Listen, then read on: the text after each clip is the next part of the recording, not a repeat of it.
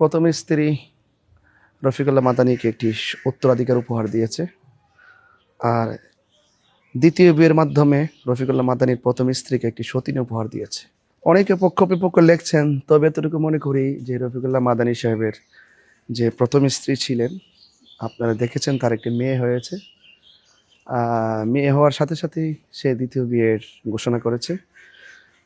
আমি এতটুকু মনে করি যে তার প্রথম সন্তান জন্মগ্রহণ করার সাথে তার স্ত্রীর অনেক কষ্ট, অনেক দুঃখ জড়িত আছে। সে 10 মাস 10 দিন তার বাচ্চাটাকে পেটে ধারণ করেছে। রাত্র দিন কীভাবে কেটেছে একমাত্র সেই ভালো বলতে পারবে।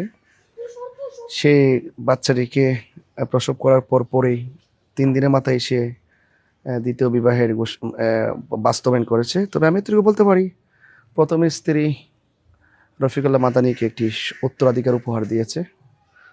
আর দ্বিতীয় বিয়ের মাধ্যমে রফিকুল্লাহ মাদানীর প্রথম স্ত্রীকে একটি সতীন উপহার দিয়েছে। তবে দ্বিতীয় বিয়ে জায়েজ আছে। আসসালামু আলাইকুম। আসসালামু আলাইকুম। ওয়ালাইকুম আসসালাম।